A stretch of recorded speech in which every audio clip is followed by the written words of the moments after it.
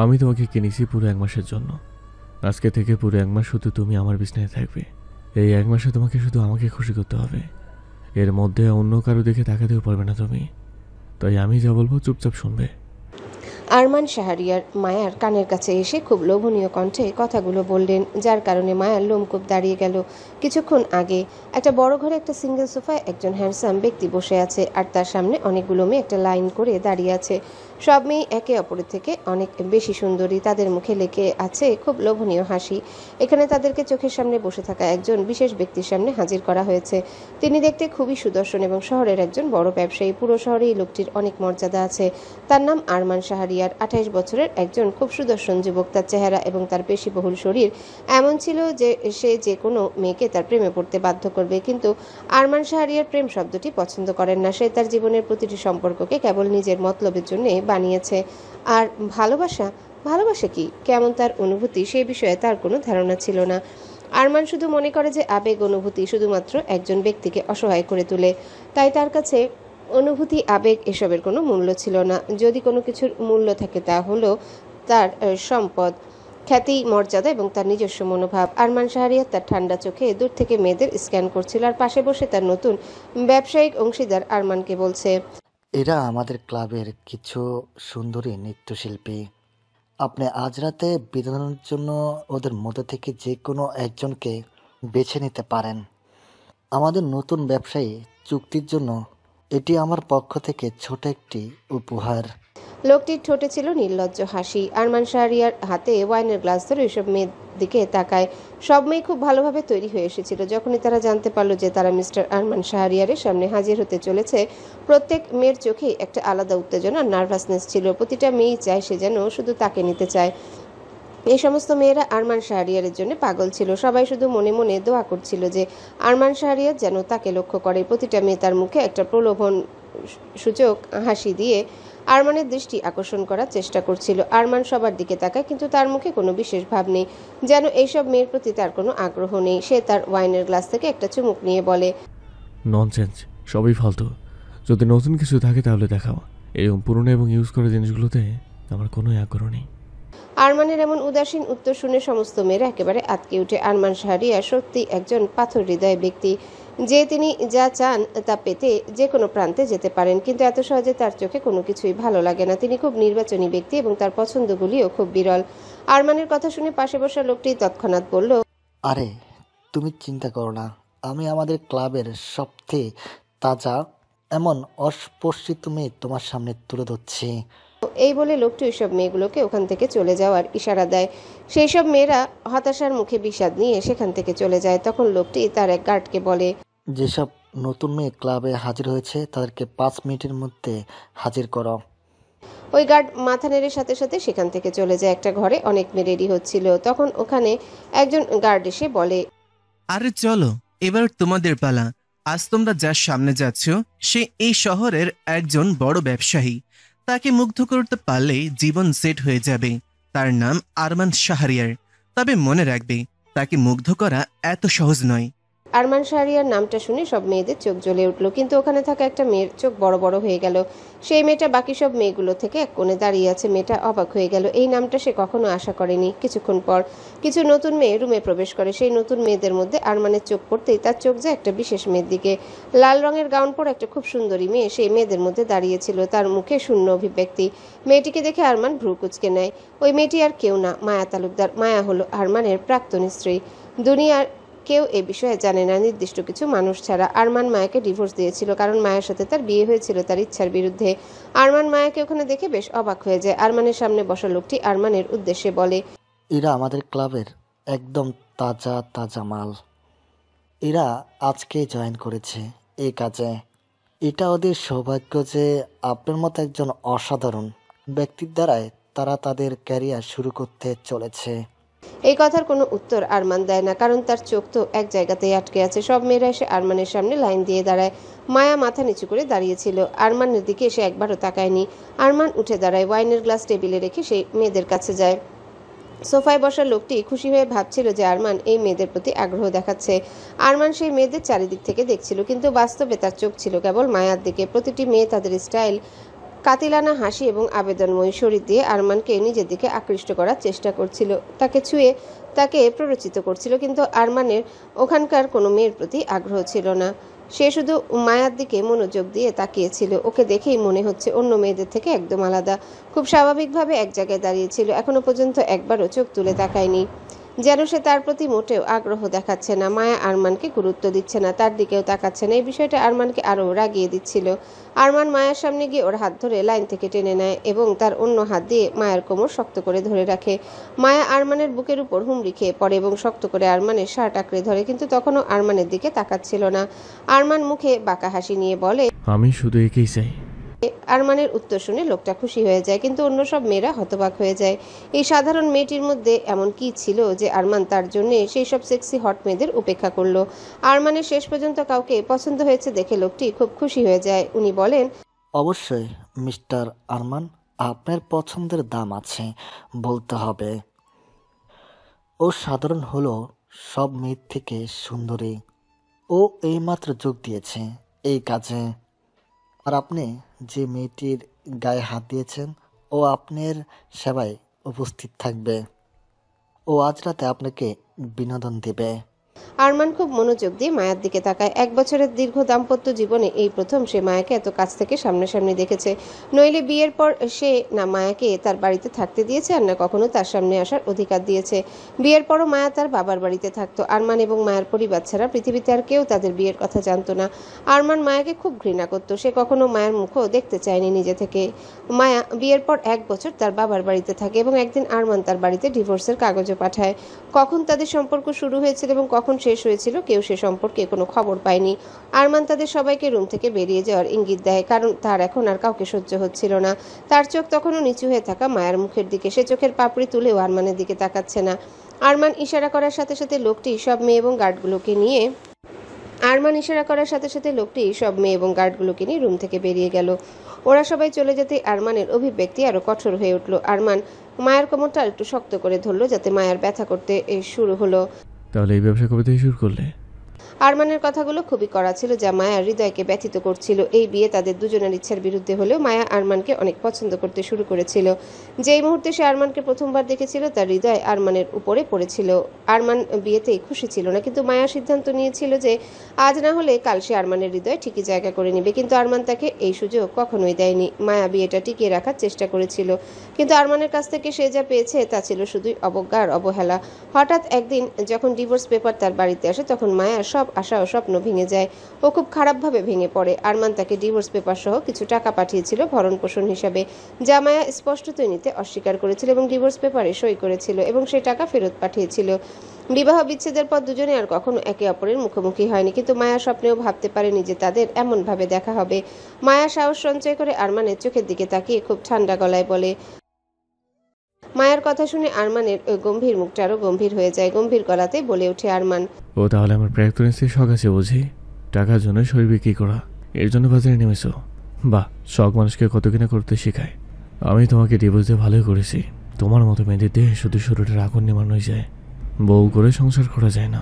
তোমার মতো মেয়েদের কোনো যোগ্যতা নেই আমার বউ হওয়ার। আরমান দাঁত কিরমির করে কথাগুলো বলল, কেন জানে না, কিন্তু হঠাৎ করে খুব রাগ লাগছে তার। যদিও আরমানের কথাগুলো মায়াকে অনেক কষ্ট দিচ্ছিল, কিন্তু সে তার সমস্যাগুলো আরমানকে দেখাতে চায় না। আর কেনই বা সে দেখাবে? যে ব্যক্তি বিয়ের আগেও চিন্তা করেনি, ডিভোর্স দেওয়ার আগেও ভাবেনি, তার মুখের দিকেও তাকায়নি, তার ফিলিংস নিয়েও ভাবেনি, তাকে কেন তার সমস্যাগুলো দেখাবে? মায়া মুখে একটা প্রলোভনসূলক হাসি দিয়ে আরমানের গলায় হাত রেখে বলল, যদি এমনই হয় তাহলে চলুন, আমি আপনার ইচ্ছে পূরণ করব আর আপনি আমার ইচ্ছে পূরণ করবেন। যাই হোক, গত কয়েকদিন ধরে আমার ইনকামটা একটু ধীর গতিতে চলছে। আপনার মতো কোনো ধনী লোক পাইনি না, তার জন্য। আজ যখন আপনার মতো ধনী কাউকে পেয়েছি, তখন আমি কোনো কমতি রাখতে চাই না। আপনি যেমন চাইবেন আমি আপনাকে তেমনটাই সার্ভিস দেব। আর আমাকে বিশ্বাস করুন, আমি আপনাকে একটু অভিযোগ করার সুযোগ দেব না। আজ পর্যন্ত আমি আমার গ্রাহকদের কাউকেই খুশি না করে যেতে দিইনি। আরমান অবাক হয়ে বলল, গ্রাহকদের? কতজন গ্রাহক আছে তোমার? আরমানের মুখে বিস্ময়ের ছাপ আর গলার আওয়াজে রাগের আভাস স্পষ্ট। আরমানকে অবাক হতে দেখে মায়া বাঁকা হেসে বলল, আমার কতজন গ্রাহক আছে এতে আপনার কি এসে যায় মিস্টার আরমান শাহরিয়ার? এটা তো আমাদের নিত্যদিনের কাজ। এত লোকের কথা কিভাবে মনে রাখি বলুন? মায়ের এমন লিনলজ্জ কথা শুনে আরমানের মুখ রাগে লাল হয়ে গেল, চোখ দিয়ে যেন আগুন ঝরছে। রাগে আরমান তার হাত দিয়ে মায়ের চিবুক শক্ত করে ধরলো। মায়া প্রচন্ড ব্যথা অনুভব করছিল, কিন্তু ওর ব্যথা আরমানকে দেখাতে চাইছিল না। মুখে ঝুলিয়ে রেখেছিল গা জ্বালানো হাসি। আমি ভেবেছিলাম তুমি ভালো মেয়ে, তাই তোমাকে ডিভোর্সের সাথে কিছু টাকাও পাঠিয়েছিলাম। তুমি যখন টাকাটা আমাকে ফেরত দিয়েছিলে তখন আমি ভেবেছিলাম তুমি হয়তো একজন আত্মসম্মানী মেয়ে। কোথাও না কোথাও আমার একটু অপরাধবোধ কাজ করছিল যে আমি কারো জীবন নষ্ট করেছি। কিন্তু আজ তোমাকে এভাবে দেখার পর আমার সেই মায়া এবং সেই অপরাধবোধটা চলে গেল। এখন মনে হচ্ছে যা করেছি একদম ঠিক করেছি। যাই হোক, তা তুমি আজ পর্যন্ত কত মানুষের বিছনা গরম করেছো, কত মানুষের শরীর শুয়েছে, কত মানুষের তৃষ্ণা নিবারণ করেছো তুমি? কি হলো বলো, উত্তর দাও। আরমান উত্তেজিত হয়ে মায়াকে কথাগুলো জিজ্ঞাসা করলো। আরমানের কথা শুনে মায়া হালকা হেসে বলল, বললাম না, আমার মনে হয় না এগুলো জেনে আপনার কোনো লাভ হবে। আমি অনেকের সাথেই খেলেছি, বিশ্বাস করুন আমার অনেক অভিজ্ঞতা আছে। আমি আপনাকে খুব খুশি করতে পারবো। একবার শুরু তো করুন, আপনার পুরো টাকা উসুল হয়ে যাবে। মায়ের কথাগুলো আরমানের রক্তকে আরো গরম করে দিচ্ছিল। মায়াকে বিছানার কাছে নিয়ে যায় এবং জোর করে তাকে বিছানায় ছুঁড়ে ফেলে দেয়। তখনও প্রলোভন সুলভ হাসি মায়ের মুখে রয়ে যায়। আরমান রেগে গিয়ে নিজের সমস্ত পোশাক খুলতে শুরু করে। মায়াও আস্তে আস্তে তার শরীর থেকে জামা কাপড় সরিয়ে নেয়। আরমানের চোখের সামনে মায়া বিব্রস্ত অবস্থায় ছিল। মায়ের কাছাকাছি এসে আরমান বলল, তোমার কতটা অভিজ্ঞতা আছে দেখাও আমায়, আমিও চাই তুমি আমাকে সন্তুষ্ট করো। মায়া তার মুখে একটা ধূর্ত হাসি দিয়ে আরমানকে কাছে টেনে নেয় এবং আবেগের সাথে কিস করতে শুরু করে। আরমান মায়াকে এমনভাবে কিস করতে শুরু করে যে মায়ার ঠোঁট কেটে রক্ত বের হয়ে যায়, যেন পুরো রাগটা মায়ার ঠোঁটের উপর ঝাড়ছে। কিন্তু মায়া কোনো প্রতিক্রিয়া দেখায় না, চুপচাপ সহ্য করে নেয়। এরপর ওরা মত্ত হয় সেই আদিম খেলায়, যা যুগ যুগ ধরে চলে আসছে। কিন্তু এতে কোনো ভালোবাসা ছিল না, ছিল শুধু আরমানের রাগ, যা মায়ার শরীরের উপর দিয়ে বয়ে গেল। মায়া হাসি মুখে সবকিছু সহ্য করছিল। সে অনেক কষ্ট পাচ্ছিল, তারপরেও সে তার মুখে তার ব্যথা প্রকাশ করতে দিচ্ছিল না। আরমান সারাটা রাত মায়ের সাথে কাটায়। সকালবেলা আরমান শাওয়ার নিয়ে ওয়াশরুম থেকে বেরিয়ে আসে। তারপরে মায়া ওয়াশরুমে যায় এবং দরজা বন্ধ করে দেয়। ভিতরে যেতেই মায়ার সমস্ত যন্ত্রণা এবং কষ্ট তার চোখের অশ্রু হয়ে ঝরতে থাকে। মুখের উপর হাত চাপা দিয়ে নীরবে কান্নায় ভেঙে পড়ে। ঝর্ণার জল তার শরীরে পড়ছিল। তার শরীরে লাল এবং নীল চিহ্ন ছিল, যা বোঝায় যে আরমান কতটা নিষ্ঠুরভাবে তাকে আছড়ে খেয়েছে। তার শরীর থেকে বেশি আত্মায় ব্যথা লেগেছে। মায়া তার কণ্ঠস্বরকে চাপা দিয়ে কাঁদতে থাকে। কিছুক্ষণ পরে ব্যথাযুক্ত শরীর নিয়ে ওয়াশরুম থেকে বেরিয়ে আসে। আরমান পোশাক পরে রেডি হয়ে নিয়েছে বেরিয়ে যাওয়ার জন্য। যাওয়ার আগে সে তার কোট থেকে একটা চেক বের করে মায়ের কাছে এসে চেকটি মায়ের দিকে ছুড়ে দেয়। এই ধরো তোমার রাতে সেবার মূল্য। মায়া নিজের ভিতরের কষ্ট লুকিয়ে নির্লজ্জভাবে চেকটা তুলে নিয়ে তাকায়। চেকে লেখা পরিমাণ দেখে মায়ের ঠোঁটে হাসি ফুটে ওঠে। আরমানের দিকে তাকিয়ে বলল, ধন্যবাদ স্যার। পরিমাণ দেখে মনে হচ্ছে আপনি আমার সার্ভিস খুব পছন্দ করেছেন। অবশ্যই আবার আসবেন। আরমান মায়ার চুল মুঠো করে ধরে একটু কাছে নিয়ে আসে। এতে মায়া ব্যথা পায়, কিন্তু মুখে প্রকাশ করে না। আরমান রাগে দাঁত কিরমির করে বলল, প্রশ্নই আসে না, এই আরমান শারিয়ার একবার যে জিনিসকে ব্যবহার করে তাকে দ্বিতীয়বার আর হাত দেয় না। মায়া একটু মন খারাপের ভান করে বলে, ওহ, এর মানে আমি আর আপনার সাথে রাত কাটানোর সুযোগ পাবো না? সমস্যা নেই, আপনি না হলে অন্য কোনো মোটা পার্টি ঠিকই পেয়ে যাব। শহরে এমন লোকের অভাব নেই। যাই হোক, আজ রাতে আমার আরেকজন ব্যবসায়ীর সাথে অ্যাপয়েন্টমেন্ট আছে। তার জন্যও প্রস্তুত হতে হবে, একটা সুন্দর পোশাক কিনতে হবে। তারপর তার অনেক প্রস্তুতি আছে। আমি ব্যস্ত। আপনার সাথে দেখা করে ভালো লাগলো মিস্টার আরমান শাহরিয়ার। এই বলে মায়া চেক নিয়ে রুম থেকে চলে যায়। আজ রাতে অন্য কারোর সাথে অ্যাপয়েন্টমেন্ট। মায়ার এসব কথা শুনে আরমান অবাক হয়ে গেল। কেন জানি ওর খুব রাগ লাগছিল। এতে আরমান কনফিউজড হয়ে বিরক্ত হয়ে মনে মনে বলেও, সারা শহরে মানুষ নিয়ে রাত কাটাক, তাতে ওর কি? এই ভেবে আরমান সেখান থেকে সোজা তার অফিসের জন্য রওনা দেয়। ক্লাব ছাড়ার পর মায়া সোজা হাসপাতালে যায়। তার ফোনে অনেক মিসড কল ছিল। মায়া তাড়াহুড়ো করে একজন ডাক্তারের কেবিনে ঢুকে যায়। মায়াকে দেখে ডাক্তার বলেন, আরে আপনি এসেছেন, আমরা আপনাকে অনেকবার ফোন করেছি, আপনি আমাদের ফোন ধরলেন না। ক্ষমা চেয়ে মায়া খানিকটা নার্ভাস কণ্ঠে বলে, আমি দুঃখিত ডক্টর, আমি একটা কাজে আটকে গিয়েছিলাম। ডক্টরবাবু, উনি কেমন আছে? ডাক্তার মায়াকে বললেন, আসলে গত রাতে ওনার অবস্থা খারাপ হয়ে গিয়েছিল, বারবার আপনার সাথে দেখা করতে চেয়েছিল, তাই আপনাকে এতবার ফোন করেছি। ডাক্তারের কথা শুনে মায়ের হৃৎপিণ্ড হঠাৎ থেমে যায়। এখন কেমন আছেন ডক্টর? ডাক্তার মায়াকে শান্ত করে উত্তর দিলেন। উনি এখন ভালো আছেন, চিন্তা করবেন না। এই কথা শুনে মায়া স্বস্তির নিঃশ্বাস ফেলে। ডাক্তার মায়াকে বললেন, ওনাকে কেমোথেরাপি দেওয়া শুরু হয়ে গেছে, উনি ক্যান্সারের শেষ পর্যায়ে আছে। আমি আপনাকে কোনো মিথ্যা সান্ত্বনা দিতে চাই না, আমরা জানি তার বেঁচে থাকার সম্ভাবনা খুবই কম। আপনি কি নিশ্চিত যে আপনি এত টাকা খরচ করতে চান? কথাটা শুনে মায়ের চোখে পানি চলে আসে।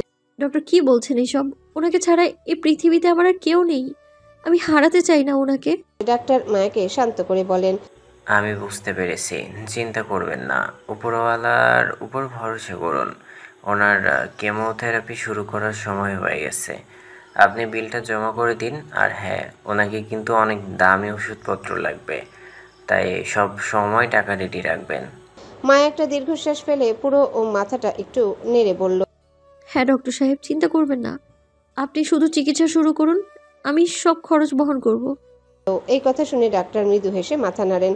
মায়া হাসপাতালের একটা ওয়ার্ডে যায়। সেখানে একজন লোককে শুয়ে থাকতে দেখা যায়। ওনাকে বেশ প্রাণহীন দেখাচ্ছিল। মাথা থেকে বেশ কিছু চুল উঠে গেছে। জামা পরানো না থাকলে শরীরের সব হাড় গোনা যাবে। ওনাকে দেখতে অবিকল একটা মৃতদেহের মতো। এই অবস্থায় লোকটিকে দেখে মায়া খুব কষ্ট পাচ্ছিল, কারণ সেই লোকটি আর কেউ নয়, তার জন্মদাতা পিতা, যিনি ক্যান্সারের সাথে লড়াই করে। ধীরে ধীরে ক্যান্সারের কারণে তার শরীর সম্পূর্ণ ফাঁপা হয়ে গেছে। মায়া তার সাহস জোগাড় করে এবং তার বাবার বেডের কাছে এগিয়ে যায়। হাসির আড়ালে তার মুখের দুঃখ লুকিয়ে রাখে। বিছানায় নির্জীব হয়ে শুয়ে থাকা লোকটি মায়াকে দেখে যেন তার শরীরে প্রাণ ফিরে আসে। চোখ চকচক করে উঠে সে হাত এগিয়ে দিয়ে মায়াকে কাছে আসতে ইশারা করে। মায়া কাছে এসে লোকটির হাত ধরে বেডের কাছে চেয়ারে বসে। পাপা, কেমন আছো তুমি? জানো, আজ আমি ডক্টরের সাথে দেখা করেছি। ডক্টর কি বলে জানো? তিনি বলছেন তুমি খুব দ্রুত সুস্থ হয়ে যাবে, ঠিক আগের মতো। লোকটা জানতেন মায়া তাকে মিথ্যা সান্ত্বনা দিচ্ছে। সে যে অবস্থায় আছে সেখান থেকে শুধু মৃত্যুর দিকে যেতে পারে, জীবনে বেঁচে থাকার দিকে নয়। তবুও মায়া তাকে উৎসাহ দিচ্ছিল। উনি জানতেন মায়া খুব কষ্ট পাচ্ছে। সেই কষ্ট তার হাসির আড়ালে লুকিয়ে রেখেছে। বাবা তো তাই সব বুঝেন। উনি নিজের জন্য নয়, তার মেয়ের জন্য চিন্তিত ছিল। মায়া দেখতে খুব সুন্দর এবং নিষ্পাপ ছিল। জানেন না উনি থাকলে ওনার মেয়ে এই দুনিয়ায় কিভাবে বাঁচবে। ওনার নাম আশরাফ তালুকদার, মধ্যবিত্ত পরিবারের মানুষ তিনি। ওনার বাবা অর্থাৎ মায়ার দাদা এবং আরমানের দাদা ছিলেন স্কুলের বন্ধু।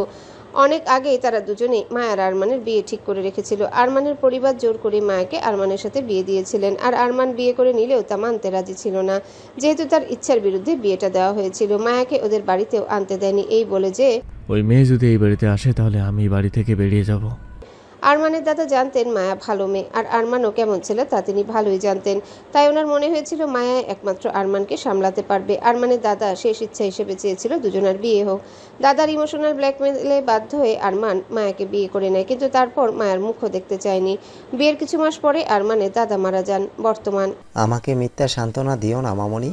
আমি জানি আমার হাতে বেশি সময় নেই। পৃথিবীর কোনো চিকিৎসাই আমাকে সারিয়ে তুলতে পারবে না। আমি আমার জীবন নিয়ে চিন্তিত নই, আমি তোমাকে নিয়ে চিন্তিত। তুমি আমাকে এত দামি হাসপাতালে ভর্তি করেছ আমার চিকিৎসার জন্য, কিন্তু এখন তার খরচ তুমি কিভাবে বহন করবে? তুমি আমায় বাড়ি নিয়ে চলো, আমি তোমার সাথে সময় কাটাতে চাই। আমি এই হাসপাতালে মরতে চাই না। মায়ার সাথে সাথে তার বাবাকে বাধা দিয়ে বলল, পাপা থামো তুমি, তোমায় কতবার বলেছি এমন ফালতু কথা বলবে না। কিচ্ছু হবে না তোমার, তুমি সুস্থ হয়ে যাবে। ডক্টর বলেছে আমায়, সে তোমার উপর নতুন ঔষধ ব্যবহার করছে, যেগুলো আস্তে আস্তে কাজও করছে। এখন তুমি তাড়াতাড়ি সুস্থ হয়ে যাবে, বিশ্বাস করো। এত টাকার ব্যবস্থা করেছো কোথা থেকে তুমি? কিছু ভুল কাজ?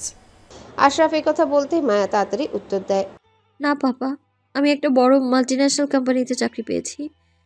এই চাকরির ভিত্তিতে তোমার চিকিৎসার জন্য লোন নিয়েছি আমি। তুমি চিন্তা করো না, তুমি তাড়াতাড়ি সুস্থ হয়ে যাবে, তারপর আমরা দুজনে বাড়ি যাব। আশরাফ একটু দুঃখী হয়ে যায়। মায়া তার পাপাকে দুঃখিত দেখতে পারে না। সে তার পাপার হাতে হালকা চুমু খেয়ে বলে, পাপা তুমি জানো আমি তোমাকে কতটা ভালোবাসি। তোমার কিচ্ছু হতে দেব না, কিছু না। আশরাফ হালকা হেসে মায়ের মাথায় হাত বুলিয়ে দেয়। বাবা কেমন নিষ্প্রাণ অবস্থায় দেখে মায়ের খুব কষ্ট হয়। আল্লাহ জানে তাকে নিয়ে কি খেলা খেলছে। ছোটবেলায় তার মা ছিনিয়ে নিয়ে গেছে, বিয়েও ভেঙে গেছে। এখন তার বাবাই তার শেষ ভরসা। আল্লাহ তাআলা এখন তাকেও ছিনিয়ে নেওয়ার চেষ্টা করছেন, এবং ও ওর বাবাকে বাঁচানোর জন্য নিজের কতটা মূল্যবান জিনিস হারিয়েছে তা একমাত্র ওই জানে। মায়া মনে মনে বলে, আম সরি পাপা, আমি কি করছি তা বলতে পারবো না আমি তোমায়। তবে তোমার জীবন বাঁচাতে আমি যে কোনো প্রান্তে যেতে প্রস্তুত। আমি জানি আমি আমি যা করছি তা খুবই অন্যায়। যে রাস্তায় আমি নেমেছি এতে আমার জীবন নষ্ট হয়ে যাবে, এবং আমি কখনোই এর থেকে বেরিয়ে আসতে পারবো না। তবে আমিও তোমাকে এইভাবে কষ্ট পেতে দেখতে পারবো না। প্লিজ তুমি আমায় ক্ষমা করে দিও। পাপাকে খাবার ও ওষুধ দেওয়ার পর মায়া তার বাড়িতে ফিরে আসে। প্রথমে সে একটা পেন কিলার খেয়ে নেয়, কারণ তার শরীরে প্রচুর ব্যথা হচ্ছিল। আর হবেই বা না কেন, আরমান তো পুরো পশুর মতো ব্যবহার করেছে ওকে। ব্যথানাশক ওষুধ খাওয়ার পর মায়া হালকা কিছু খায় এবং তারপর বিছানায় শুয়ে পড়ে। বিছানায় শুয়ে সে ক্লান্ত এবং যন্ত্রণায় কাতরাচ্ছিল। রাতে মায়া রেডি হয়ে ক্লাবে পৌঁছালে ক্লাবের মালিক মায়াকে তার কাছে ডাকে। মায়া ক্লাবের মালিকের কাছে পৌঁছে বলল, স্যার, আমাকে আপনি ডেকেছিলেন? ক্লাবের মালিক মায়ার দিকে তাকিয়ে বলেন, আরে মায়া, তুমি এসেছ, ভালোই হলো। আমি তোমার জন্য অনেকক্ষণ অপেক্ষা করছিলাম। তোমার ফোনে ঠিকানা পাঠিয়েছি, আজ রাতে তোমাকে ওখানে যেতে হবে। মায়া ঠিকানা দেখার সাথে সাথে অবাক চোখে তাকায়। শাহরিয়ার ম্যানশন। ক্লাবের মালিক একটু উত্তেজিত হয়ে বললেন, জানো, তোমার সার্ভিস তার এত ভালো লেগেছে যে তোমাকে পুরো 1 মাসের জন্য ভাড়া করে নিয়েছে। তুমি তো লটারি জিতেছ মায়া, অভিনন্দন। এখন তুমি টাকার পুকুরে গোসল করবে। মায়া যেন আকাশ থেকে বলল, কারণ সেটা মোটেও আশা করেনি। মায়াকে অবাক হতে দেখে লোকটি বলল, কি খুব অবাক হয়েছে? তো হওয়ারই কথা। মায়া যেন নিজের হুঁশ ফিরে পেল। স্যার, 1 মাস খুব বেশি হয়ে গেল না? ক্লাবের মালিক চোখ ঘুরিয়ে বললেন, তো এতে আশ্চর্য হওয়ার কি আছে? মেয়েরা এই সুযোগের জন্য মুখিয়ে থাকে। তুমি এত ভালো সুযোগ পেয়েও খুশি নও? যাও, তাড়াতাড়ি ওই অ্যাড্রেসে চলে যাও। আমি ওনার থেকে টাকা নিয়ে নিয়েছি। এখন তোমাকে যেতে হবে, না হলে আমার ব্যবসা লাঠি উঠে যাবে। লোকটার কথা শোনার পর মায়া শুধু মাথা নাড়ল। সে তখনও বিভ্রান্ত এবং অবাক ছিল, কিন্তু তার অর্থের প্রয়োজন মেটানোর জন্য তাকে এই কাজটা করতে হচ্ছে। মায়া মনে মনে বলে, জানি না আমার ভাগ্যে আর কি কি আছে। শাহরিয়ার ম্যানশন। মায়া অটো থেকে নেমে শাহরিয়ার ম্যানশনের গেটের সামনে দাঁড়িয়ে আছে। যেই বাড়িতে তার বউ হয়ে ঢোকার কথা ছিল, সেই বাড়িতে আজ রক্ষিতা নামে ঢুকতে হচ্ছে। বিয়ের পর আরমান মায়াকে তাদের বাড়িতে নিয়ে আসেনি। বিয়েটা মায়াদের বাড়িতেই হয়েছিল। কবুল বলার পর আর এক মুহূর্ত ওদের বাড়িতে থাকিনি, চলে গিয়েছিল নিজের ফ্ল্যাটে। আর বলেছিল, ওই মেয়ে যদি ওদের বাড়িতে আসে তাহলে ওই বাড়িতে আর কোনোদিনও পা দেবে না, সারা জীবনের জন্য পাড়ি দেবে বিদেশে। আরমানের মা চায়নি ছেলেকে হারাতে, তাই বাধ্য হয়ে মায়াকে তার বাবার বাড়িতে রেখে এসেছিল। মায়া অনেক ভেঙে পড়েছিল, কিন্তু নিজেকে শক্ত করে নিয়েছিল শুধুমাত্র বাবার কথা ভেবে। ওর বাবার যে এই দুনিয়ায় আর কেউ নেই ও ছাড়া। মায়া গেটের সামনে গিয়ে দারোয়ানকে ডাক দিল। দারোয়ান মায়ের পরিচয় জিজ্ঞাসা করতে মায়া কি উত্তর দিবে ভেবে পেল না, শুধু বলল, মিস্টার আরমান তাকে আসতে বলেছিল, তার সাথে দরকার আছে। দারোয়ান কল করলো আরমানের পার্সোনাল মেডকে। মেড যাওয়ার পারমিশন দিলে দারোয়ান গেট খুলে দিল। মায়া ভিতরে প্রবেশ করলো আর চারিদিকে সৌন্দর্য দেখে অবাক হয়ে গেল। রাজপ্রাসাদের মতো ডুপ্লেক্স বাড়ি। গেট থেকে সোজা মোড়ানো বিছানা, রাস্তায় কিছুটা গিয়ে 3 ভাগ হয়ে গেছে। মাঝখানে পানির ফোয়ারা, একটা রাস্তা গেছে বাড়ির মেন গেট পর্যন্ত, আরেকটা গাড়ির গ্যারেজে এবং আরেকটা সুইমিং পুলও বাগানের দিকে। বাগানে বিভিন্ন রকমের গাছ, আর সেই গাছে বিভিন্ন রং বেরঙে ছোট ছোট লাইট লাগানো। এটা রাত্রিবেলা হলেও চারিদিকে দিনের আলোর মতো স্পষ্ট। চারিদিকের সৌন্দর্য দেখে মায়া মুগ্ধ হয়ে গেল। চারিদিক দেখতে দেখতে এগিয়ে গেল বাড়ির মেন দরজার কাছে। কেন জানি মায়ার আজ খুব ভয় করছে। কাপা কাপা হাতে কলিং বেলে চাপ দিল মায়া। আরমান নিজের রুমে সোফায় বসে আছে, চোখ বন্ধ করে ও চোখের উপর এক হাত দিয়ে। কি হচ্ছে ওর সাথে কিচ্ছু বুঝতে পারছে না। আজ যখন ও ক্লাব থেকে বেরিয়ে অফিসে গেল, তখন অফিসে কোনো কাজেই মন বসাতে পারছিল না। বারবার শুধু মায়ার বলা কথাগুলো মনে পড়ছিল। কেন জানি ও মানতে পারছিল না যে মায়া আজ অন্য কোনো পুরুষের সাথে রাত কাটাবে। সারাটা দিন ও নিজের কাজে মন বসাতে পারেনি। যেই মায়া ডিভোর্স লেটারের সাথে ওর দেওয়া টাকা ফিরিয়ে দিয়েছিল, সেই মায়া আজ নিজের ইচ্ছে পূরণের জন্য এই রাস্তায় নেমেছে। সেটা কিছুতেই মানতে পারছে না। ও কিভাবে মানবে? ও যে খুব ভালো করেই বুঝতে পেরেছিল ওটা মায়ার প্রথমবার ছিল, আর তার প্রমাণ ছিল বিছানায় লেগে থাকা ব্লাডের দাগ। কিন্তু মায়া যে বলছিল ও এর আগে অন্যের সাথে, না না না, আর কিছু ভাবতে পারছিল না আরমান। ওর মাথা হ্যাং হয়ে যাচ্ছিল। মায়া কেন ওকে মিথ্যা বলেছিল তাহলে? কেন ও নিজেকে আরমানের চোখে খারাপ বানাতে চাইছিল? কিছু বুঝতে পারছে না আরমান। তাই আর কোনো কিছু না ভেবে কল লাগিয়েছিল সেই ক্লাবের মালিককে। টাকা দিয়ে কিনে নিয়েছে মায়াকে 1 মাসের জন্য। মায়ার আসার সময় হয়ে গেছে, হয়তো আর কিছুক্ষণের মধ্যে চলে আসবে। আরমান সোফায় আধা শোয়া হয়ে শুয়ে নিজের করা কাজের কথা ভাবছিল আর বিরক্ত হচ্ছিল। ও কেন এত আগ্রহ দেখাচ্ছে মায়ের বিষয়ে? কেনই বা রাগের মাথায় হুট করে মেয়েটাকে 1 মাসের জন্য কিনে নিল? আর কেনই বা মায়ের সাথে রাগের মাথায় রাত কাটালো? কি থেকে কি হয়ে গেল কিছু বুঝতে পারছে না। ও তো ক্লাবে কোনো মেয়ের সাথে রাত কাটানোর জন্য যায়নি। তাহলে ও তো ওর একটা ডিলের জন্য গিয়েছিল। ও তো মায়াকে ডিভোর্স দিয়েছিল ওর একমাত্র ভালোবাসা মাইশার জন্য। তাহলে কেন আবার এই মেয়েটাকে ওর জীবনে ঢুকতে দিল? ওর মাইশাকে কি ওর ঠকানো হলো না? মাইশা, ও তো এখনো ওর মাইশার কোনো খবর পায়নি। কোথায় আছে, কেমন আছে, আদৌ কি দুনিয়ায় বেঁচে? না না না না, কি ভাবছে ওই সব? মাইশা আছে, কিচ্ছু হতে পারে না ওর। ঠিক একদিন খুঁজে পাবে ওর মাইশাকে। হঠাৎ দরজায় নক হওয়ার শব্দে নিজের ভাবনা থেকে বেরিয়ে এলো আরমান। সোজা হয়ে বসে দরজার ওপাশে থাকা ব্যক্তিকে আসার অনুমতি দিয়ে বলল, কামিন। দরজা খুলে প্রবেশ করলো আরমানের পার্সোনাল মেড রুবি। এই রুবি আরমানের সমস্ত কাজ করে। আরমানের খাওয়া দাওয়া, রুম গোছানো, কাপড় ধোয়া থেকে শুরু করে সমস্ত যাবতীয় কাজ রুবি দেখাশোনা করে। বয়স 26-এর কাছাকাছি। রুবি রুমে ঢুকে বলল, স্যার, যেই মেয়েটির আসার কথা ছিল উনি এসে গিয়েছেন। আরমান বুঝতে পারলো রুবি মায়ের কথা বলছে। আরমান বলল, ঠিক আছে, তুমি তাহলে ওকে আমার রুমে পাঠিয়ে দাও, আর দরকার হলে আমি তোমাকে ডেকে নেব। Okay sir. এই বলে রুবি নিচে চলে যায়। কিছুক্ষণের মধ্যেই দরজায় আবার নক হওয়ার আওয়াজ হয়। আরমান বুঝতে পারে এটা মায়াই হবে। আরমান আসার অনুমতি দিলে মায়া আস্তে করে দরজা খুলে রুমে প্রবেশ করে। মায়ার চোখ যায় সোফায় চোখ বন্ধ করে বসে থাকা আরমানের উপরে। তো চলে আসো, তুমি অনেকটা লেট করে দিয়েছো। মায়া আরমানকে বলে, আমার বস আমাকে বলেছিল যে আপনি আমাকে 1 মাসের জন্য ভাড়া করেছেন, মিস্টার আরমান শাহরিয়ার। আমি জানতাম না যে আমার সার্ভিস আপনি এত পছন্দ করেন। শুধু আপনার কারণে আমার অন্য ক্লায়েন্টরা খুবই হতাশ। আজ আমি অন্য কারোর সাথে যেতে চাচ্ছিলাম। আমি তার জন্য অনেক প্রস্তুতিও নিয়েছিলাম, কিন্তু ক্লাবে পৌঁছে আমি জানতে পারি যে আমাকে আপনার কাছে আসতে হবে।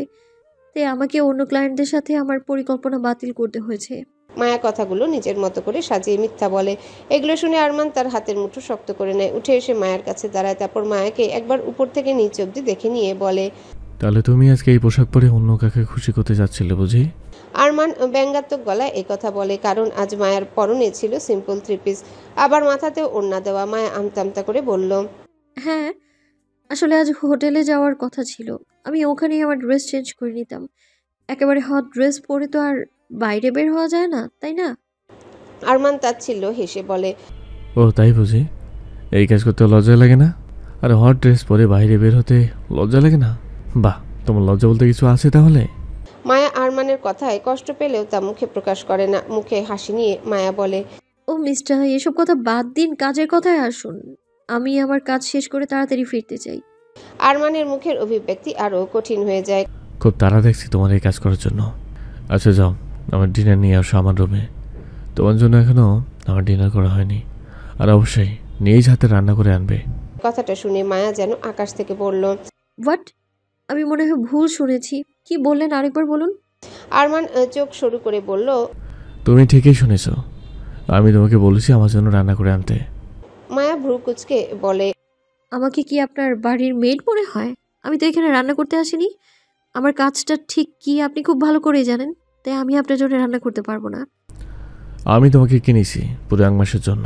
আজকে থেকে পুরো 1 মাস শুধু তুমি আমার বিছানায় থাকবে, আর এই 1 মাসে তোমাকে শুধু আমাকে খুশি করতে হবে।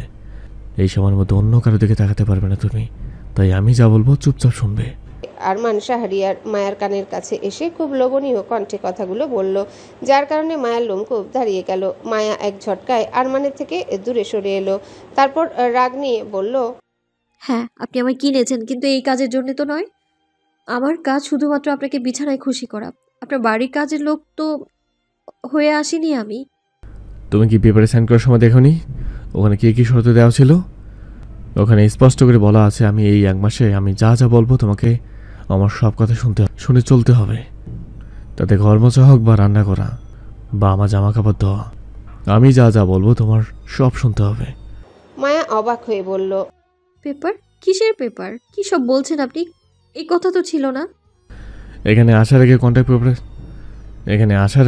পেপারে সাইন করে আসুনি তুমি? তোমার বস তোমার সাইন নেয়নি?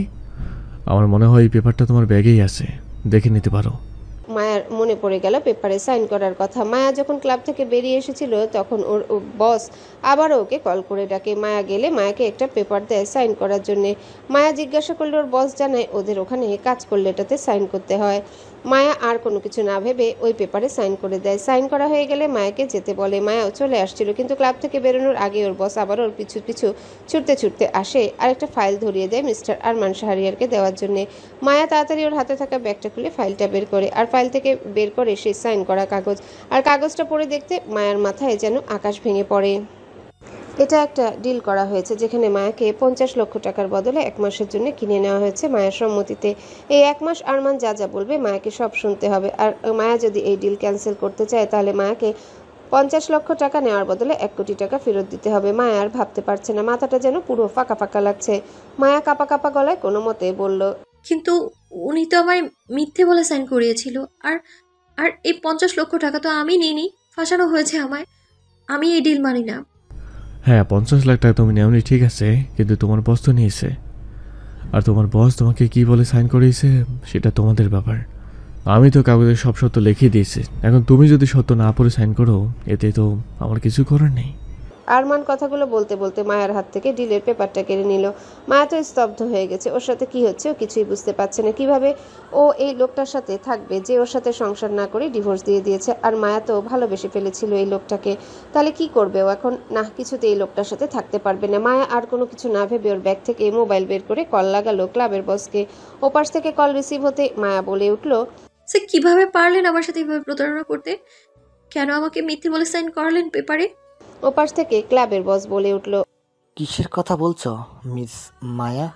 মায়া গলায় ঝাঁজ নিয়ে বলল, যে কন্ট্রাক্ট পেপারে আমার সাইন নিয়ে আপনি আমায় বিক্রি করে দিয়েছেন 50 লক্ষ টাকার বদলে আরমান শাহরিয়ারের কাছে, তার কথা বলছি। আমি তো বলেছিলাম আমাদের এখানে এই কাজ করতে হলে পেপারে সাইন করতে হয়। হ্যাঁ, কারোর সাথে এক রাত কাটালে সাইন করতে হয় না। কোনো ক্লায়েন্ট যদি কাউকে 1 সপ্তাহ বা তারও বেশি দিনের জন্য বুকিং করে তাহলে আমরা পেপারে সাইন করিয়ে নিই। মায়া অসহায় গলায় বলল, স্যার, আমি এই কাজটা করতে পারবো না, আপনি ওনার টাকা ফিরিয়ে দিন। ক্লাবের বস অবাক হয়ে বলল, হোয়াট? কি বলছো এটা তুমি? এটা কোনোভাবে সম্ভব না। আমি ওনার থেকে টাকা নিয়ে নিয়েছি আর কাগজটা তুমি পড়ে দেখোনি, সেটা তোমার ব্যাপার। আমরা তো আর জোর করে সাইন করাইনি। আর কাগজটা পড়ে দেখেছে তো, ডিল ক্যান্সেল করলে ওনাকে 1 কোটি টাকা ফেরত লাগবে। আর আমি নিয়েছি 50 লক্ষ টাকা, তাই আমি ওনাকে 1 কোটি টাকা দিতে পারবো না। আর তোমাকে ওই 1 মাসের জন্য 50 লক্ষ টাকা দেওয়া হবে। তোমার তো ভাগ্য ভালো যে তুমি আরমান শাহরিয়ারের মতো একজন ক্লায়েন্ট পেয়েছ।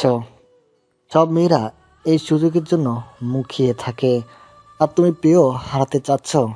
কিন্তু স্যার, তাই বলে আমি ওনার বাড়ির কাজের লোকের মতো কাজ করব? হ্যাঁ, কাগজে তো লেখাই আছেন উনি যা বলবেন তোমাকে তা সবই শুনতে হবেন।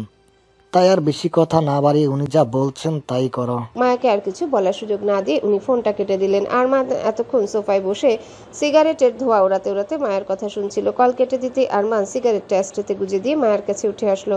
তারপর মায়ের কানের কাছে মুখ নিয়ে ঠান্ডা গলায় বলল, ভয় লাগছে মিস মায়া তালুকদার? ভয় নেই, আমি শুধু তোমায় দিয়ে আমার সমস্ত কাজ করব, তোমার গায়ে হাত দেব না। মনে নেই বলেছিলাম এই আরমান শাহরিয়ার যেই শরীরে একবার হাত দেয় সেই শরীরে দ্বিতীয়বার আর হাত দেয় না। আমি তোমায় কাজের লোক বানিয়ে রাখতে চাই, তাই ভয় নেই। তুমি তো আবার নিজের শখ পূরণ করার জন্য সব কিছু করতে পারো, আর এই কাজ করতে পারবে না? আর এই কাজের জন্য যথেষ্ট পারিশ্রমিক দেওয়া হবে তোমায়। মায়া মনে মনে ভাবলো এই কাজটা করাই ভালো হবে ওর জন্যে। এই কাজটা করলে ওকে তো আর বিভিন্ন পুরুষের বিছানায় যেতে হবে না। হ্যাঁ, ওর একটু কষ্ট হবে, যেহেতু আরমানকেও ভালোবাসতো না, ওর বাবার জন্য সব কষ্ট সহ্য করে নিবে। এই কাজটাই ভালো হবে ওর জন্যে। বাহ, এটাই তো চেয়েছিলাম আমি। তোমার জন্য আমার এখনো ডিনার করা হয়নি। যাও যাও গিয়ে রান্না করে আনো। ওয়েট, রবিকে ডাকি, ও তোমার সব কাজ বুঝিয়ে দেবে। এই বলে আরমান ইন্টারকমে রুবিকে কল করে রুমে আসতে বলে। সোফায় গিয়ে ল্যাপটপ কোলে নিয়ে বসলো। কিছুক্ষণের মধ্যে আরমানের ঘরের দরজায় নক হলো। আরমান আসার অনুমতি দিলে রুবি রুমে প্রবেশ করলো। আরমান ল্যাপটপ থেকে চোখ সরিয়ে রুবির দিকে তাকিয়ে বলল, রবি, ওর নাম মায়া, আজকে থেকে তোমার সব কাজ ও করবে, তুমি ওকে সব কাজ বুঝিয়ে দাও। রুবি এটা শুনে ভীতু গলায় বলল, কিন্তু স্যার, উনি আমার জায়গায় কাজ করলে আমার কি হবে? আমি কোথায় যাব? বাড়িতে আমার অসুস্থ বাবা মা। রুবির কথার মাঝে আরমান ওকে থামিয়ে দিয়ে বলল, আরে থামো থামো, তোমার কাজ কেড়ে নিচ্ছে না আমি। তুমি তোমার মাইনে পেয়ে যাবে। তোমায় আমি 1 মাসের জন্য কাজে ছুটি দিচ্ছি, তার জায়গায় ও কাজ করবে। আর তুমি তোমার এই 1 মাসে মাইনে পেয়ে যাবে, চিন্তা নেই। কিন্তু স্যার, আমার তো ছুটির দরকার নেই, আমি আমার কাজগুলো করে নিতে পারবো। আরমান কিছুটা রাগান্বিত হয়ে বলল, রবি, আমার এটা একদম পছন্দ না যে কেউ আমার উপরে কথা বলবে। তোমাকে যেটা বলা হয়েছে সেটা করো, এটা আমার অর্ডার। যাও ওনাকে রান্নাঘরটা দেখিয়ে দাও, উনি আমার জন্য রান্না করবে। তারপর মাথা নিচু করে দাঁড়িয়ে থাকা মায়ের দিকে ঘুরে বলল, আর হ্যাঁ মায়া, তোমাকে বলছি তোমার হাতে সময় আছে মাত্র 30 মিনিট। এই 30 মিনিটের মধ্যে রান্না করতে হবে। আর রবি, তুমি বিশেষভাবে খেয়াল রাখবে ওকে যেন কেউ সাহায্য না করে। রুবি মাথা নেড়ে সায় জানায়। তারপর মায়ের দিকে তাকিয়ে বলে, আপনি আসুন আমার সাথে। এই বলে রুবি এগিয়ে যায় দরজার কাছে। মায়াও যায় রুবির পিছনে। আর আরমান তাকিয়ে থাকে ওদের যাওয়ার দিকে। ওরা বেরিয়ে গেলে আরমান একটা দীর্ঘশ্বাস ছেড়ে ল্যাপটপ সেন্টার টেবিলে রেখে মাথা এলিয়ে দেয় সোফায়। ও কিছুতেই বুঝতে পারছে না ওর সাথে কি হচ্ছে, কেন মেয়েটাকে এভাবে কিনে নিল। শুধুই কি শাস্তি দেওয়ার জন্যে? কিন্তু কিসের শাস্তি দিতে চাইছে ও মেয়েটাকে? এইসবই ভাবছিল আরমান। ঠিক তখনই ওর ফোন বেজে উঠল। স্ক্রিনে ভেসে উঠল আবিরের নাম।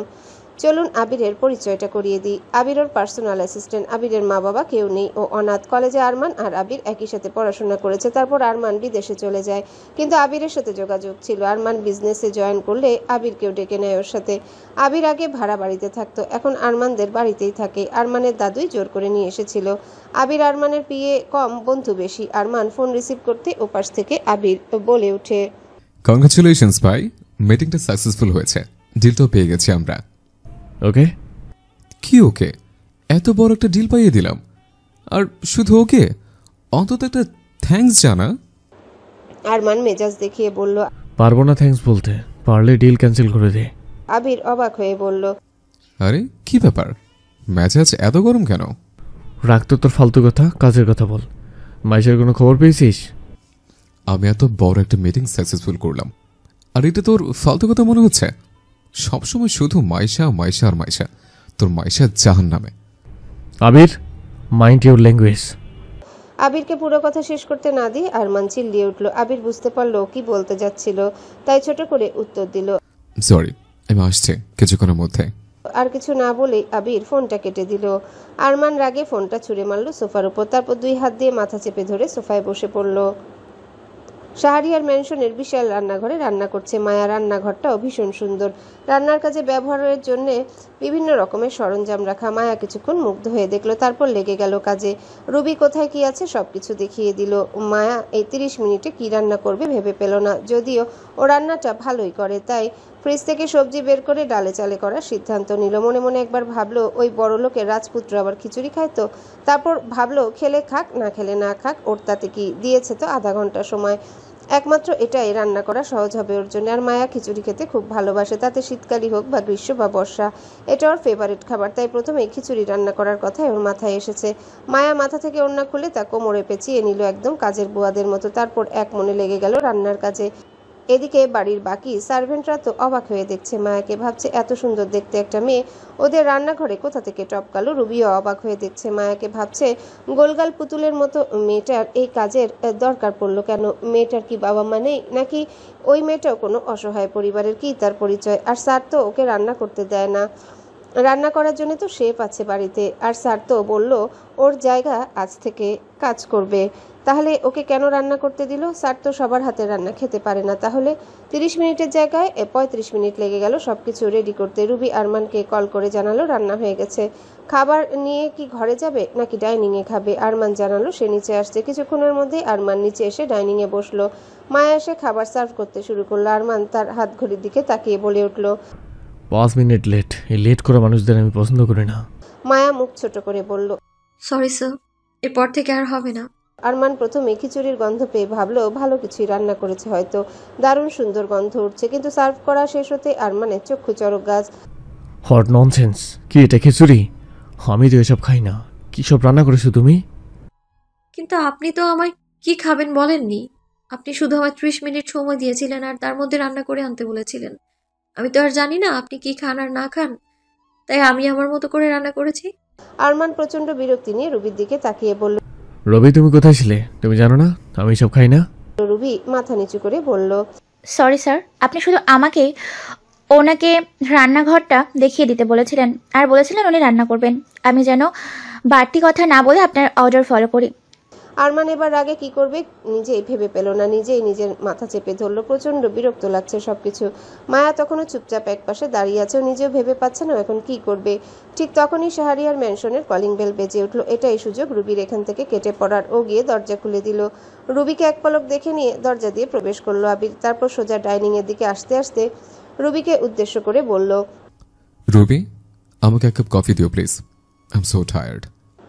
এরপর সোজা গিয়ে ডাইনিং টেবিলে আরমানের মুখোমুখি চেয়ারে বসলো। তারপর কোনো দিকে না তাকিয়ে জগ থেকে এক গ্লাস পানি ঢেলে খেতে শুরু করলো। পানি খেতে ওর মনে হলো আরমানের থেকে কিছুটা দূরে কেউ একজন দাঁড়িয়ে আছে, তাই পানি খেতে খেতে চোখ ঘুরিয়ে সেদিকে তাকালো। আর তাকাতেই ও ভূত দেখার মতো চমকে লাফিয়ে উঠলো চেয়ার থেকে, আর সাথে সাথে ওর মুখের সব পানি ফুস করে বেরিয়ে গেল। হাতে থাকা গ্লাস গিয়ে পড়লো কিছুটা পায়ে আর কিছুটা মেঝেতে, তাই গ্লাস ভেঙে পাটাও কিছুটা কেটে গেল। কিন্তু তবুও ব্যথা লাগার কোনো আর অনুভূতি আবিরের মুখে দেখা গেল না। তার বদলে ওর মুখে আছে অবাকের শেষ পর্যায়ে পৌঁছানোর ছাপ। হাঁ করে তাকিয়ে আছে ও মায়ার মুখের দিকে দিকে। মায়াও প্রথম থেকে আবিরের কর্মকাণ্ড দেখছিল। হঠাৎ ওর দিকে তাকাতে এভাবে চমকে ওঠা আর গ্লাস পড়ে যাওয়ায় আওয়াজে নিজেও চমকে উঠল। এদিকে রুবি রান্নাঘরে ব্যস্ত ছিল আবিরের জন্য কফি বানাতে, কিন্তু গ্লাস ভাঙার শব্দ শুনে ছুটে বেরিয়ে এলো রান্নাঘর থেকে। এভাবে আবিরকে অবাক হয়ে মায়ের দিকে তাকিয়ে থাকতে দেখে ও নিজেও বুঝলো না ঘটনা কি, কিন্তু যখনই আবিরের পায়ের দিকে নজর গেল তখন আটকে উঠল রুবি। স্যার আপনার পা। বলেই ছুটে গিয়ে আবিরের পায়ের কাছে বসে পায়ের কাছ থেকে কাজ সরিয়ে নিজের গায়ে থাকা ওড়না দিয়ে চেপে ধরল রুবি। সাথে সাথে ব্যথায় কুকিয়ে উঠল আবির। ওর পায়ের কাছে কেউ আছে বুঝতে পেরে নিচের দিকে তাকালো, দেখলো রুবি ওর পায়ের কাছে বসে আছে। তাই রুবির দিকে তাকিয়ে বোকা বোকা গলায় প্রশ্ন করলো, কি হয়েছে? স্যার আপনার পা কেটে গিয়েছে, রক্ত বেরোচ্ছে। আবিরের মুখ থেকে তখনও অবাকের রেশ কাটেনি। ও যেন এই দুনিয়ায় নেই। আবারও বোকা বোকা গলায় প্রশ্ন করলো, কেটে গেছে? কিন্তু কি করে কাটলো? রুবি আবিরের এমন বোকা বোকা ভাব দেখে নিজেই অবাক হয়ে গেল। হঠাৎ করে কি হলো কিচ্ছু বুঝতে পারছে না। মায়া আবিরের পা কেটে গেছে শুনেও নিজেও এসে আবিরের পাশে দাঁড়ালো পায়ের অবস্থা দেখার জন্য। কিন্তু আবির ওর পাশে কেউ দাঁড়িয়েছে বুঝতে পেরে পাশে তাকালো, আর সাথে সাথে আবারও চমকে উঠল। ভূত না ভাবিমণি? আবিরের চিৎকারে মায়া আবারও ভয়ে দুপা পিছিয়ে গেল। রুবিও অবাক হলো মায়াকে দেখে, আবিরকে এমন করতে দেখে। আবিরের ভাবিমণি ডাকটা ওর মাথায় ঢুকলো না, কিন্তু এত সব কিছুর মধ্যে ও আর এটা নিয়ে মাথা ঘামালো না। আরমান প্রথম থেকেই আবিরের কাজকর্ম দেখছিল, এমনিতেও রেগেছিল। আবিরের এই অতিরিক্ত অবাক হওয়া দেখে আরও রেগে বোম হয়ে গেল। টেবিলে চাপড় দিয়ে চিৎকার করে উঠল, এনাফ ইজ এনাফ, বন্ধ করো তোমার ড্রামা আবির। রবি আমি রুমে গেলাম, তুমি আমার জন্য স্যুপ বানিয়ে আনো। এই বলে আরমান চলে গেল উপরে, আর রুবি আগে ছুটে গেল নিজের রুমে। আবির তখনও অবাক, ও কি বলবে কি করবে কিচ্ছু বুঝতে পারছে না। মায়াকে এই বাড়িতে দেখে ওর কি বলা উচিত ও বুঝতে পারছে না। তখনই রুবি আবারও ছুটে এলো ওদের কাছে। তারপর মায়ার হাতে একটা ফার্স্ট এড বক্স ধরিয়ে দিয়ে বলল, প্লিজ মায়া, তুমি ওনার পাতে একটু ড্রেসিং করিয়ে দাও, আমি স্যারের জন্য স্যুপ বানিয়ে আনি, না হলে স্যার ভীষণ রেগে যাবে। ঠিক আছে আপু। তারপর আবিরের দিকে তাকিয়ে বলল, আসুন ভাইয়া বসুন, আমি ড্রেসিং করিয়ে দিচ্ছি, পা থেকে অনেক রক্ত ঝরছে। আবির নিজেকে সামলিয়ে খুঁড়িয়ে খুঁড়িয়ে সোফায় গিয়ে বসলো। মায়াও গেল আবিরের পেছনে। তারপর আবিরের পায়ের কাছে বসে ড্রেসিং করতে শুরু করলো। আবির সিরিয়াস ভঙ্গিতে মায়ের মুখের দিকে তাকিয়ে জিজ্ঞাসা করলো, তুমি এখানে কি করছো ভাবিমণি? মায়া ভাবলেশীন ভাবে বলল, ওই ডাক্তার আমার সাথে যায় না ভাইয়া, তাই আমার নাম ধরে ডাকলেই ভালো হবে। এটা আমার প্রশ্নের উত্তর নয়।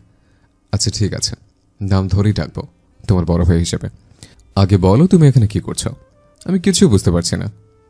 বাড়ির সার্ভেন্টের কাজের জন্য এসেছি এখানে, আমার একটা কাজের দরকার ছিল, আপনার স্যার আমায় কাজ দিয়েছে তাই এখানে আসা। আবির অবাক হয়ে বলল, হোয়াট? তোমার কাজের দরকার? ঠিক আছে, কিন্তু এইবারে সার্ভেন্টের কাজ করার কি দরকার? তুমি তো অনেক দূর পড়াশোনা করেছো, আর তুমি না একটা কোম্পানিতে জব করতে। হ্যাঁ ভাইয়া, জব করতাম কিন্তু এখন করি না, আর আপনার স্যার অনেক মোটা টাকা মাইনে দেবে তাই এই কাজ করা। না মায়া, তুমি আমায় পুরো কথা বলছো না। কিছু তো একটা ব্যাপার নিশ্চয়ই আছে যেটা তুমি আমার কাছ থেকে লুকিয়ে যাচ্ছ। তোমার মতো মেয়ে তার এক্স হাজবেন্ডের কাছে আসবে কাজ করতে, এটা আমার বিশ্বাস হয় না।